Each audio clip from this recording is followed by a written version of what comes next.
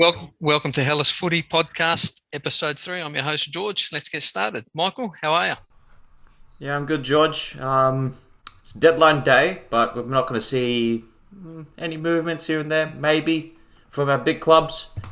But tomorrow is the start of a new month, and we focus on the ethnic year. And spring in Australia anyway. It's already hot here. Yeah, well, for you. Up in Yes. Queensland. Sydney. Actually, it's been all right today in Sydney. Right, Greg, how are you? Good, mate. Very good. Big couple of days, weeks coming up. Yes, I know. Yes, Stephen. Hello, George. I'm wearing my Greece shirt from 2014 World Cup. Looking very sharp as well. Thank you. He looks Greg like reckons- Christodoulos for anyone. Yeah, interested. I look like that's Christodoulos apparently. Hold on. Not the 40-year-old version we're seeing now. Hey, the peak in 2014. That's just how I feel mentally. We're talking prime when he was in Yeah. Italy. Anyway, sorry, mate. How are you? Yeah, I'm well, Yeah, thank you. no, Yeah, good. I'm interested in this transfer deadline day. I mean, we'll see what happens. Siovas is a free agent, so maybe he's coming home. Who knows? Yeah, well, we'll talk about that soon. Yeah, Nico. Yeah, good. Keen to rip in. Beautiful, mate. Nice and sharp there from you. All right. We'll touch back on the European fixtures. Michael. Just On quickly. PAOK? Yeah, PAOK. On PAOK, they finally got the job done in Croatia. Wasn't the best of performances. At least they showed at least a bit more composure up front, and they got the job done in Croatia 2-0 against Rijeka. Yep. Just some little bit of negativity. It's just the defense. It's still a shambles. Just something that Lucescu needs to resolve, hopefully. Yep. Well, they got the job done. So they're in the group stages of the new Conference League. So that's a good thing for Greek football. Olympiacos as well. They, Michael. I didn't watch that match. Maybe give that to Steve. So there you go, Steve. How did you see that match, mate? Yes, surprisingly enough, I did watch that game. Just on the off chance. It was a mixed bag. We were 3-0 up on aggregate. I didn't expect as good a performance as in Birra, but I expected a bit more of a fight from the team. Silly mistakes caused the equalizers on both accounts, and ultimately it doesn't matter because we're through, but there are some question marks about certain players' mentality. The group that we're in the Europa League is a tough one, and as many people have highlighted on social media, if we can get the team together and rally the side despite no Greek Super League fixtures, or maybe one being played, hopefully by the time we play the first game, we can maybe finish top, most likely second, but it's going to be tough. It's going to be we could easily finish fourth if we don't play our cards right. Yeah, look, I wasn't too impressed with the return leg there. The job was done pretty much in the first leg, but there are some things that still worry me with this side. Look, I guess the league being postponed the way it is and things, there's no continuity within the team. So maybe that has an impact on it, but you'd still like to think that they'd be able to get the job done they got the job done, but play better football.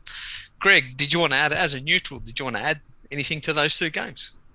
Just thank God they both got through. We need as much points as possible, and we've been let down like never before this season. So fingers crossed Olympiacos and PAOK can have a very good European run and get us as much needed points. We've dropped to 21st now.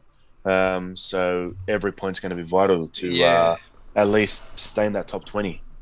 And just quickly, the group stage for PAOK, they're in with Copenhagen, Slovan Bratislava, and Lincoln Red Imps. Whilst Olympiacos, their group is Eintracht Frankfurt, Fenerbahce, and Antwerp. So, yeah. Look, PAOK has a good group. Olympiacos has a toughish group, but I think both should be aiming to at the very least finish second in both of those groups there. Moving on.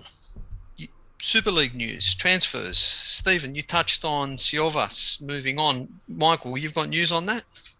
Siovas just been released from Huesca. Did they give a reason why? His team's relegated, and he doesn't want to play in the second division. It's Okay. pretty straightforward. We don't know where he's going to go, but as always, a potential move back to Olympiacos is always on the cards. Yeah, well, with the obviously the news has popped out today with the Semedo thing going on. I don't really want to touch on that because it's all legal stuff and it's not football related. So, but that could potentially have implications for what happens with our squad and with Silva. So, I mean, Stephen, is he someone that you'd like?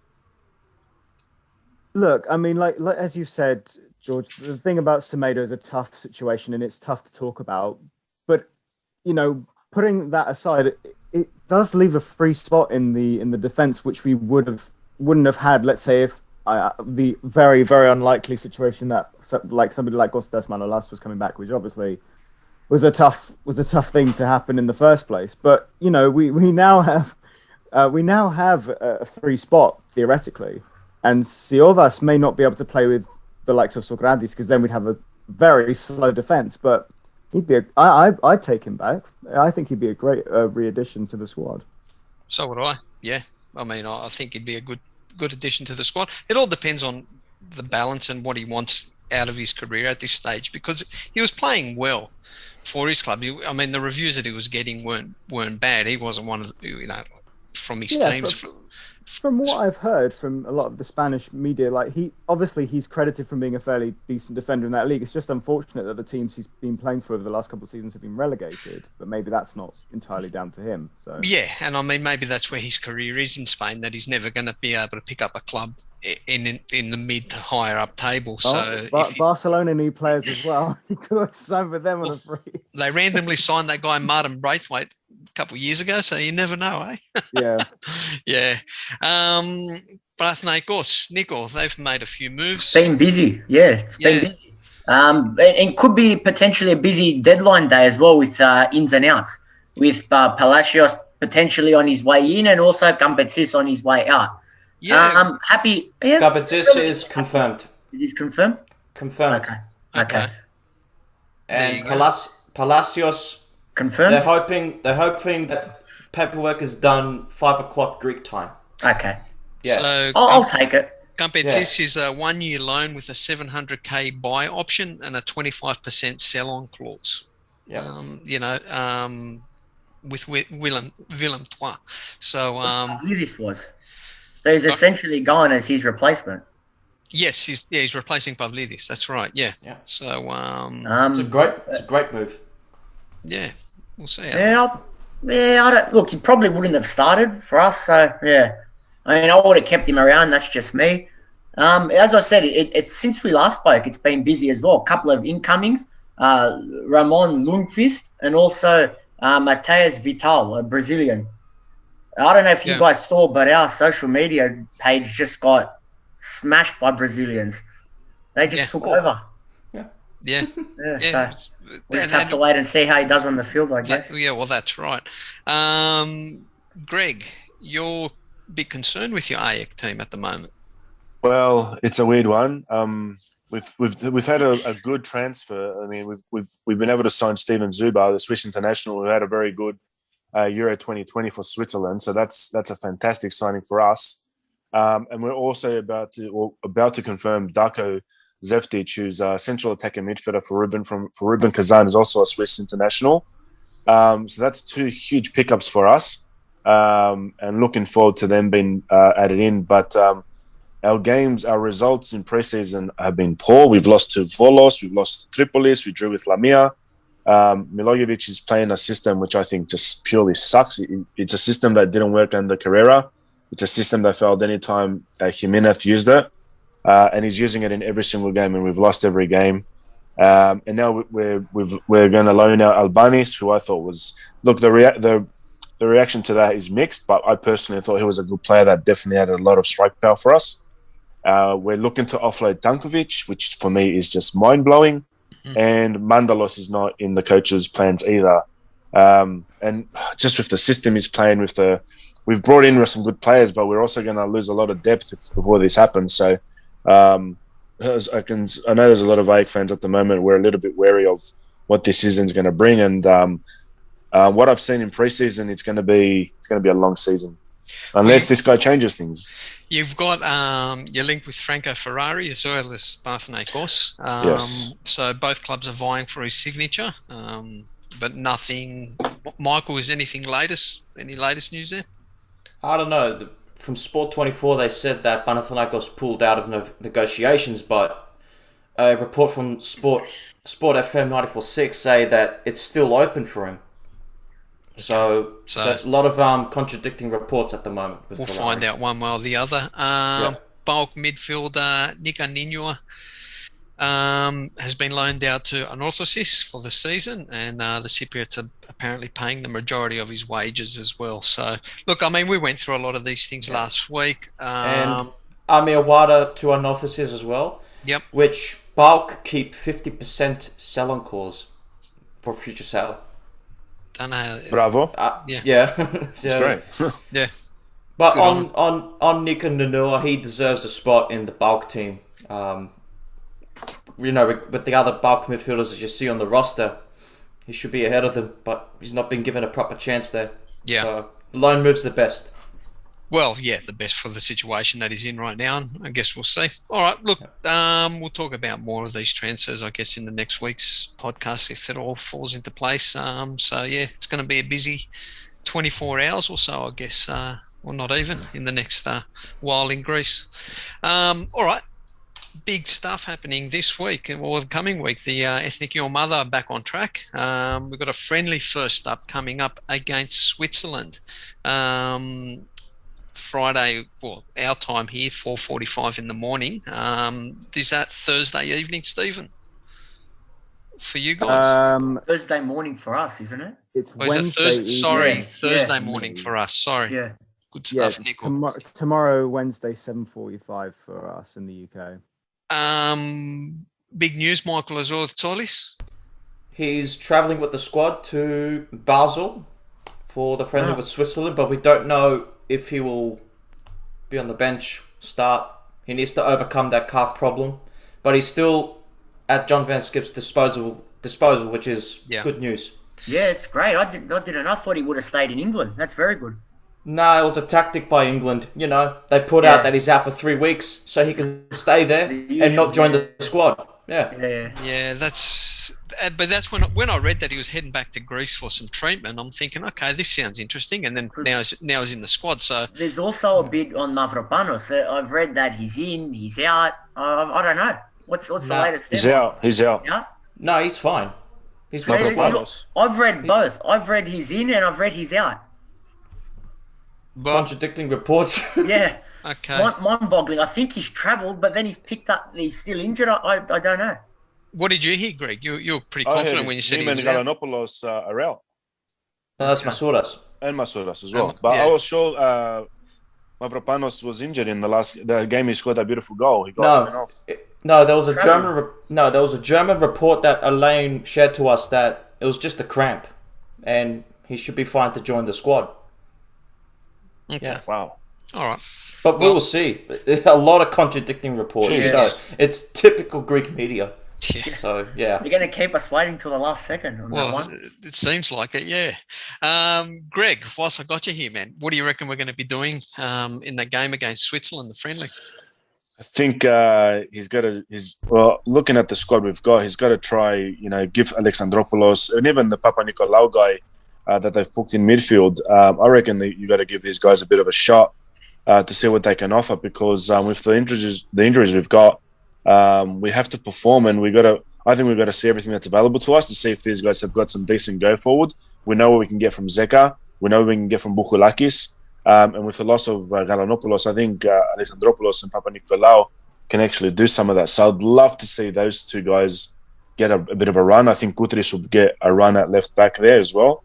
But we're really stretched for right mids and left mids as well. So I'm thinking Vrusai will probably get a shot in Switzerland game, and good old Limnios might be back to try hit some form in that game as well. So do you think that we're pushing to try get I mean, obviously you want to get a result, but do you think the coach is more interested in result, or blooding these guys in? I think he's got to look at blooding. Given what's at hand with Kosovo and Sweden, I think you've got to see what these new guys can offer. And, you know, someone like Limnus as well, who's had a huge dip in form and has a chance to redeem himself. I think we got no choice. You've got to see what these guys can do. And we don't want to be in a position as well where we get, you know, guys like Siopis and Zeka, and Bukalakis as well even, who are going to get worn out in a friendly game and then go into the Kosovo game tired. So we've got to see what these new guys can do for us. Yeah, and Nico, I'll go to you. If you remember, we played, was it Siopis in, we ran into the ground in a friendly game. Yeah. And then, so what do you think? Like, what are you thinking? Got to hold, play like even Hadziovanis, just get all those fringe guys out there for the friendly and go all out for Kosovo. And then the same against Sweden. I think the formation that we play for Sweden and Kosovo is going to be really intriguing. With what we've got, yeah. I'm pretty sure to be a 4, the usual, you know, the 4-2-3-1. Yeah. That's what I was thinking he's going to do. I was hoping for something different, but yeah. So then I'll put this to you guys, and I mean anyone that wants to answer this. Knowing what the upcoming matches are, and knowing what John Van Schip is like, do you think that he might even go with a full strength squad against Switzerland, or like 80% of the squad, knowing that I want to try and get continuity in that squad of guys to play the next 2 qualifiers? Stephen, I don't know, anyone. Ella, Steve. Maybe. I mean, the problem I have with John Van Schip in the friendlies, it's almost like he stat pads with them. It's like sometimes it's not even about putting the full strength side out. It's about getting the win in those friendlies, and then it doesn't look so bad if we don't do well in the qualifiers. Because on paper, if you look at Greece's win rate and like unbeaten record, it's actually quite good. But then when you look at what the games in which we won, it's mostly the friendlies. And then we've drawn against teams like, I don't know, like Moldova. Or I've been saying this since day dot. If you don't watch his games and you just purely go and look at his record with the ethnic Omada, you'll be like, it's pretty good. And then you look at the football and the games and where the results have come, you're like, okay, maybe not. Well, I mean, it's not bad either. No, I think I'm with Greg. But he's probably just going to play a 4-2-3-1, probably put Fundas out wide, even though Fundas doesn't really play out wide anymore, especially not for his club. And maybe in the friendly we'll see something that intrigues us, like what happened against Norway and against was it Honduras we played? Yeah, it was, and like we actually looked okay in those games because we tried something different. But then I don't think that what we tried differently in the friendlies will actually be utilised in the qualifier. Sadly, maybe that's a bit pessimistic of me. Look, that's just what I've seen in previously, so that's why I imagine what he'll do again. Well, that's right. Yeah, Michael, I mean, what do you think is going to happen in this situation, knowing after Switzerland, we need to beat Kosovo. We don't need to. We need to beat them straight up, away from home. We need to get a result. What do you think is going to happen in the game with Switzerland? Thinking ahead. Just to touch on what Steve was saying, and I completely agree. And I think we've seen it a couple of times. We saw it last year with the friendly with Austria. Did some good signs there, but never translated it to over the Nations League matches. The same thing is going to happen with this one with Switzerland. We're going to see something good, but it's not going to translate to the most vital matches of all with Kosovo and Sweden. That's just what I think. John Van Schip's going to revert to his old tactics. That's what I believe. So you're not confident? No, I'm not confident. After what I saw with Georgia, but I just hope there is some changes until now. The only thing that worries me is that the team is it's pretty decimated to a certain extent. I mean, how do you think we're going to go with this, Greg? Like, because we have to beat Kosovo. Let's face it. Like, we have to, and I really hope the Norway game opened his eyes. Where we had, and this is what kills me about not having Pelkas and Masuras. We had quick players that look to go forward straight away. And just, we caused the Norwegians so much problems with that. And then you go back to that usual with the Bakasetas in that centre midfield role, holding up play, taking a long time. You pull Zeka and then Bukalakis behind Bakasetas, and say he does that against Sweden or Kosovo, we're in trouble. So, and then let's be honest, what's the chances of that happening? It's huge. I was just gonna say to you, that's probably what's gonna happen. Yeah. So we're talking about it right now. We've seen it so many times. We just have to wait and see. Are we going to see this in front of our own eyes? We could potentially see that, Mandolas play a central attacking midfield against Switzerland, and a bit, maybe a Siopis in there. Quite more of a dynamic combination against Switzerland, and play quite well. And then head to that game with Kosovo with that combination we spoke about, Bakasetas, Zeka Bukhalakis, and then we're in that trench trying to get a goal and hoping for a spark from someone. So very interesting to see what's going to happen in these games. Nico, you were laughing before. Yeah, I'm fearing the worst. Nick always does. Yeah, no, I'm dreading these games. I mean, I'll be up for them. They both kick off at 4:45. I'll be up. Good time in Australia for us. It's not going to be pretty. I mean, what worries me? I think what you guys said before, it's going to be Zeka and Siopis and Bakasetas ahead of them, and I can even see Mandalos next to Bakasetas. Do you reckon Siopis is going to play? I think he'll play. Okay. It was interesting. I thought he came on when he came on against Spain. He was amazing for us. And then he wore him out in the friendly match. I'm talking about the Kosovo game here. Oh, Kosovo! I can see Siopis playing in the friendly and not in the Kosovo game. He looked like the type of player that you can just rely on to just break up a lot of play in the midfield. But I don't think he trusts him. Why I'm worried? You really think Kosovo is going to fear us? And do you think Sweden's going to fear us when they come to Greece? Absolutely not. This is the thing. Absolutely not. This is the thing. But if we beat Kosovo, then Sweden will have something to think about. Who are they playing? Their sides improve. To be fair to that, Nick, I think look, the Greek team plays a different game to what we've been playing for the last post John Van Schip era. So I think teams are aware we're a little bit quicker than what we used to be. We've got that problem with finishing 100%. That's our problem. We don't score goals. But I think teams are a bit more wary now that we stretch them a lot more than what we used to. If you watch what John Van Schip has done in our attack and the way and we did this amazingly in that first half against Norway, we were spreading the ball from the left, center to the right so effectively, and we really knocked Norway around with that. That's something we haven't done for a long time. So teams are definitely a lot more wary of us. The football that we play is not. The football that we play is nice and expansive, like you guys are talking about. But it's still the common problem is that we're too defensive minded in certain aspects when we should be moving it up. Like how many times did you guys see in any game? Sorry, Nicole, where we move it forward and then all of a sudden the play breaks down and it just sweeps all the way back. Not even that. Even when he first took over and we're having over 20, 25 shots a game, we're only scoring 1 or 2 goals. Yeah.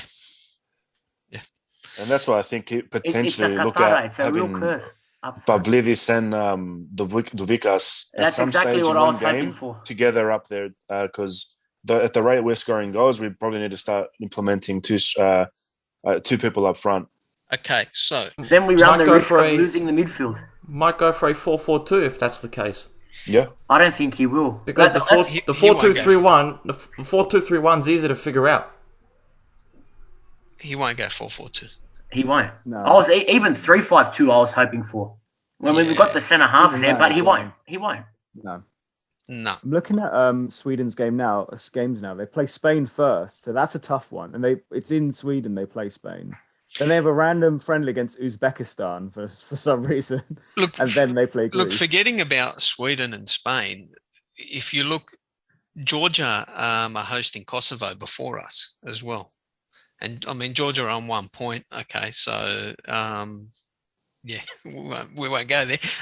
But they're hosting Kosovo, so if they can potentially get something out of that game, and then Sweden hopefully gets pumped by Spain, it puts more back on the plate for us against Kosovo. But I think what he's going to do, personally, I think he's going to play a full strength. So 80% of the players that are going to play against Switzerland are going to play against Kosovo. That's how I see it. Maybe he'll do, they'll do unlimited subs and all that. So he'll probably bring on players for like 15, 20-minute cameos. But I think what we see starting, I reckon, is what we're going to see starting in the main game. So it's, look, I don't know, Greg. It's, I mean, we're going around in circles a little bit here, but it's interesting just trying to break this down and understand the side, especially with so many players unavailable as well. Yeah. So again, learn from your mistakes in the past, which we've been saying for a long time, and use maybe the Switzerland game to get an idea of what you've learned from those mistakes and what we've seen in the past to mirror image a little bit of that Norway first half and try to find replacements for Pelkas and Masuras with, above Levis or Fundas. Fundas is out there as well. He's a big X factor that we didn't have previously that can sort of, I think, step into that Pelkas role that we saw. So that's a bit of someone who can possibly give us a good spark. And for the love of God, maybe give Bakasetas maybe a bit more time in the friendly than in the Kosovo Sweden games. If we win both these games, and let's just assume Sweden lose, if Sweden lose to Spain as well, we jump them and we end up on 8 points. And if we're looking at Spain, they'll probably win their matches against, if we hope that they get their match, they win over Sweden, and then they'll definitely beat Kosovo, then they'll jump to 13. So I reckon Spain's going to wrap up this group in this window. That was inevitable. Which was inevitable. Especially after, during the Euros, they really seem to rally and improve in how they played. So I think they'll look even better in the qualifiers now as well. It's a make or break this window for us in regards to so much that can happen, and the tide can turn and just add a lot of positivity back into the fold with the team here, because if you currently look at it, it's Spain 7 points, Sweden 6, and then Greece 2, and then Georgia 1, and Kosovo none. So we're effectively -1 on where we wanted to be, because we got a bonus point in Spain, then we threw 2 points away against Georgia. We're hoping to be on 3 points, we're on 2. Yes. So we've got to make up for it now and get maximum points, which it's going to be hard. Yeah. All right. Bakasetas. He's everyone's favourite topic. Greg, we'll go to you first because he's one of your old boys. He's playing, isn't he? Well, he is. Because he's doing okay in Turkey, but we've seen it over and over. He comes for the Ethniki with his sideways and backwards passes. So I'm just praying he doesn't start. He will start, and he'll probably be the captain as well for us. But what do you think he needs to do differently in his game to be that player? To be the player, because obviously he's shining for his club football, and he's getting assists and goals, and he was doing that all last season as well. And then he'd come to us and look like garbage, and then a week later go back to his club and score a goal, and where the hell did that come from? So what are we missing? What's the missing ingredient within the Ethniki that we're not seeing with him? Well, it's hard because we like we said before, we've got wide players who are spreading the field as much as possible and using speed as well. Probably, you need whoever's playing in front of him, the Vukas or Pavlevis, to really, it's hard, try and stay close with him so you can make a connection to it. But you shouldn't really have to do that for a good central midfielder at international level. But he himself, he's so content. You watch it every game. He's so content to get the ball and play it sideways and backwards. He has to stop doing that. Trap the ball and start looking forward. Try to look for a forward play. We have to ensure that our players are supporting him left, right, and centre for that pass to happen and for a combination to work. But he himself, he has to totally step it up. He's been so complacent with us in our last few games. I haven't seen any of his club games in recent times, so I don't know what they're doing 100% there. But for the formations they're using are quite similar to the Ethnic is, and it's working. But that's club level as well compared to national level. But I personally think he needs to really step it up, and I think JVS needs to just ensure that complacency isn't there, because you can't have a central, your number 10 out there getting the ball, doing stuff like I've said, most players can do that. They can get on the field, get the ball, and then pass it around backwards and sideways. You So want your that can number. be done You easily. want your number 10 to be the linchpin between the attack. Yeah, and then finishing off, or at least creating more, moving the ball forward. But you're right. I mean, I think you nailed it there. I think he's content. In a, like, to use Steve's term, not stat padding, but he walks off the field, and if you just look at his stats without watching him, it'll be probably like 100% pass success rate, blah blah blah, all this kind of stuff, and maybe 3 shots at goal, but the 3 shots went wide, and his passes were all sideways or backwards. So it's an interesting one how we can try to get the best out of him. I mean, Michael, what do you think? Like, what do you think is missing? The missing ingredient for him in the Ethnic?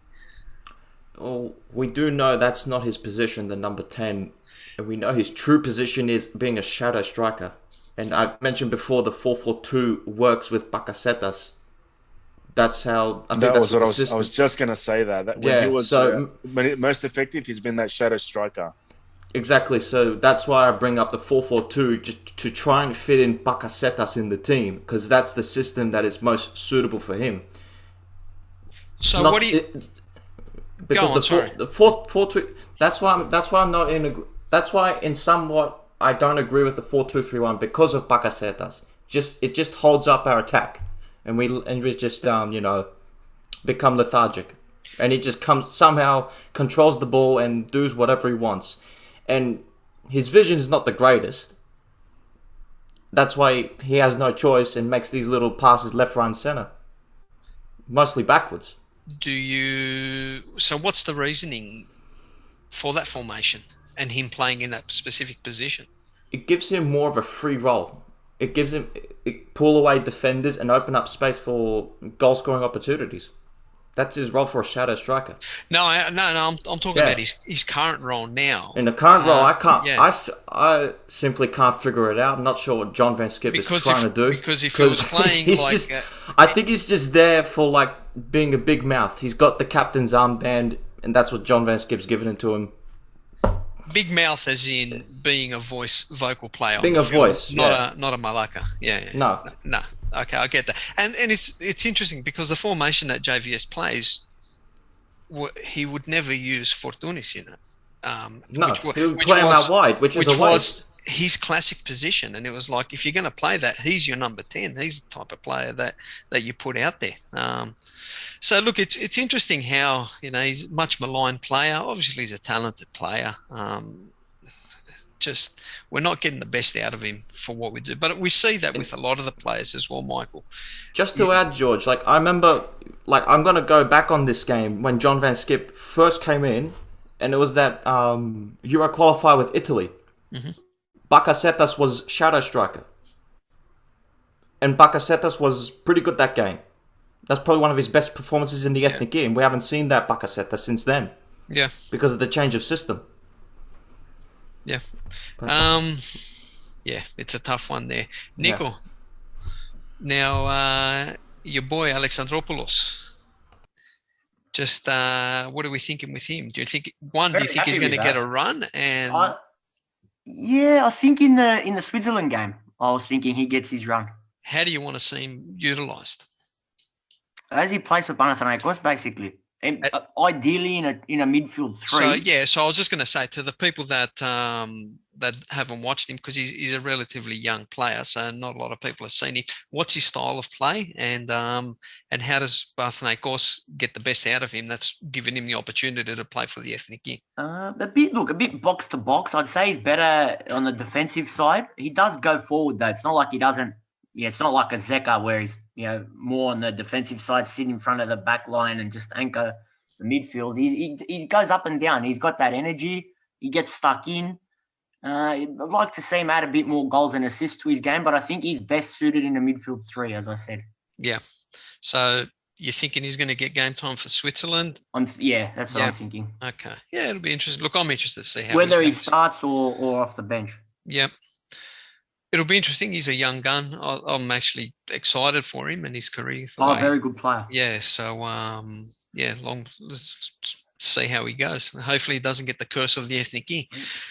Yeah, I think that's the thing with Van Schip. Like, his predecessors wouldn't have called Alexandropoulos up. Yeah. I don't think. Well, not yet, I mean. Yeah. considering his age. Yeah. And the predecessors would not have called up all these young players that JVS has called up either. There's a lot of them. It's a long list of them. Alexandropoulos is one of them, and Even Papa Nicolau. Yeah. Yeah. Just quietly, boys, the predecessor wouldn't have picked up Savella as well. So No. Greg's favourite defender. So He's on fire. He is. Stephen, Tsimikas, what are you thinking? Well, he certainly earned his call up through his playing time this time round. He was really good for Liverpool in the first couple of weeks, and naturally, you know, we all expected him to lose his place once Robertson came back, which he did. I think he obviously deserves to play for the Ethniki. Whether he starts is another thing. Well, that's the thing. Whether he starts is another thing altogether. You know, I think with the limited options that JVS has on the wing, there's always a possibility that him or Giannoulis could possibly switch it up on the left-hand side. There's always that possibility. Would Tsimikas work higher up the pitch? Maybe. We've seen players do that for their national teams before. David Alaba is a good example, obviously, not comparing the players, but David Alaba literally plays everywhere for Austria, whereas now for Bayern and now Real Madrid, who mostly plays a centre-back. So, there's always that possibility. We'll see who JVS prefers. He's tended to kind of switch it up, and like, I can't remember who said it before, but I think Gudris will also get his chance as well. Maybe in the friendly, maybe in the qualifiers. Who knows at this point? Yeah. Michael, Kyriakos Papadopoulos has left his club in the Middle East. In Saudi Arabia. Was it Saudi Arabia? Okay. Yeah. I guess two things. We're pretty confident that he's going to start. Has he picked up a club? Are there any rumours? And what do you think? Zilch. Okay. The free agent window ends, I believe, 17th of September. Okay. So he's got time to find a club at least. But in regards to him being in the Ethniki, he at least gets in the calls. But there's another centre back I'd rather talk about that should not be there. In place for another centre back. Who was it? I wanted Nicolau in, but JVS called up Retsos, which is quite an unusual one. But I'm not against calling up Retsos, but I think Nicolau deserves it more. Just more game time, and he's more fit than Retsos, just in my opinion. Is it the name? Maybe the name's got something to do with it. I don't know. Yeah. I'm just going with what's on merit and consistent football. Look, meritocracy just gone out the window when you look at some squads being picked. So I don't even bother with that. It's too difficult to understand that. Look, I hope he picks up a club. But in regards to Papadopoulos, he will definitely start in the World Cup qualifiers. Yeah, he'll be starting with Savella, 100%. Yeah. It'll be them too. Hadzidiakos is there, but he hasn't had any game time for his club either. He's fallen out of favour or something. Because towards the end of last season, he had that knee injury. That's right. They're going to try and get him back into full fitness, not try and be hesitant to. He hasn't played any minutes though. That hasn't even come on, I believe. I could be wrong. He's played like a few minutes here and there. Yeah. They don't want to pace him too much. No, that's fair. Like they did last season. That's fair enough. Yeah. All right. Greg, have we lost you? No, we haven't lost you. Okay. Who are you looking forward to seeing? Give me a name, like in the Ethniki. Who you hope? Okay, sorry. Let me rephrase that. Who are you hoping plays and stars for us? I'm hoping to see Androutsos at right back. I'm curious to see what he's going to do at centre back. I think Retsos will actually get some game time because I'm sure JVS will want to see him close up. Definitely Alexandropoulos and Papanikolaou in the midfield. I really want to see what Papanikolaou can offer. There's been some really good feedback from Poland about him. Real box-to-box type of player. So, and again, we all know we need that so badly. So I want to see him get a game time. I really want to see an egg boy. I like to see Mandalos play as central taker midfield because that means we don't see Bakasetas there. And I want to see what Fundas can do. I want to see a bit more of Fundas. I know he does exceptionally well for his club team, but we've been in this position a million times where we got that player who's killing it for the club team comes to the ethnic gear, and it's kind of like, where is that talent? So we know his talent, but sometimes it just doesn't connect with the ethnic gear. So I'm able to see Fundas some of his talents and goals. Nico, who you hoping to see, man? Again, Alexandropoulos, Fundas. Now, whether he's got that bit of versatility where he can play out wide or centrally, I was hoping for two up front. I don't think we're going to see that, but I'd like to see a bit of Duvikas again against Switzerland and see what he can bring and maybe come on against Kosovo or Sweden. More so the attacking players than anything, like Duvikas, Fundas, Pavlidis, who needs to up his game at Ethniki level. Yeah. Stephen, who you hoping to see, man? With Nigo, I want to see Duvigas, see what he can do. I want to see Fundas. I want to see Bakasetas on the bench. And and I'm interested in Manoli Saliakas because he got called up as well. I don't think he'll start over Andrus, but I'll be interested to see what he can do as well because he's a bit of a left field shout. But he had a good season with Bus, so he deserved his call up. Yeah, definitely did. Michael? Yeah, you guys have pretty much mentioned everyone, but mainly I want to see Vrusai, if he can play on the wing, because he's more than capable of doing that, can offer us some service. Yes, and the only problem is he's not really up to fitness. Like, not really. He's not up to match fitness, but he's still training with the Olympiakos squad. Just wondering how he's going to gel into the Ethniki. And the other player is Saliakas. Now, very good right back for Bazyanina. And also a great set piece taker. If we have him on the starting 11, we have our set piece taker there. He can go on the corners or free kicks. So hopefully maybe JVS can look into that and have Saliakas on set pieces. Yep, good shout. Yeah, look, I'm with you guys. I'd love to see Funtas play. I'd love to see him get a run. He's shown over the last couple of years that he's scoring and his ability to score and put away chances and control the ball and just do some generally nice stuff. I think the issue with players like him, and not exclusively him in the Ethniki, is that they're a central point in their club side, but then they're a bit part player for the Ethniki, and then when they come on, there's all of a sudden, we have this expectation. Okay, now he's on the pitch now for the from the 65th minute onwards. We want to see magic, and it never works like that for strikers, unfortunately, unless they're the big centre forward types where they just pump the ball up and they just want to hit and hope. So look, he's the one that I'm looking forward to hopefully getting a good run. We'll see.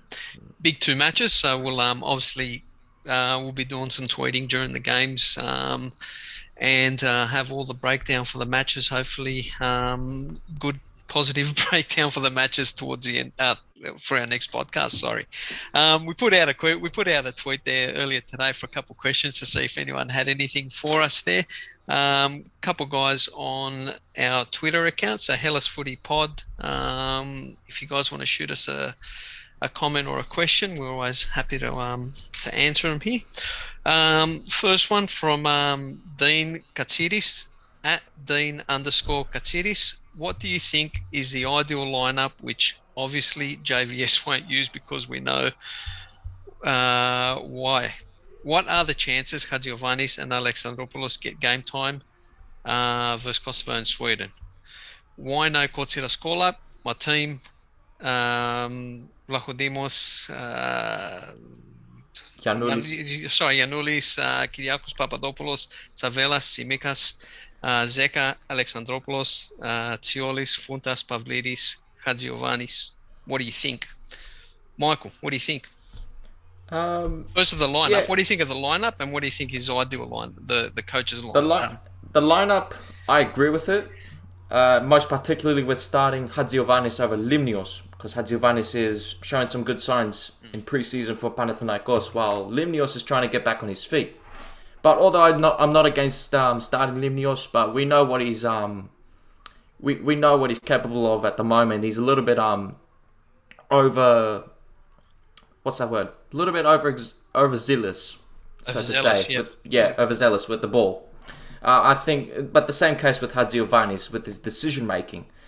But if if I was to go pick one of them, I'd pick Hadziovanis. So I agree with that lineup completely. Yep. And the left back is it's always a headache. So I don't mind which one, Giannoulis or Tsimikas. I don't care. Yeah. Yep. Fair call. Greg, want to add to that? Same. I think probably go Tsimikas left back, and we'll probably see Giannoulis, especially in the Sweden game, maybe on the left wing. Yep. Same. Boys, anyone else want to add to it? Or pretty He's straightforward. pretty much said it. Yeah, I'm happy with it. Yeah, just on Dean's comment, got at us.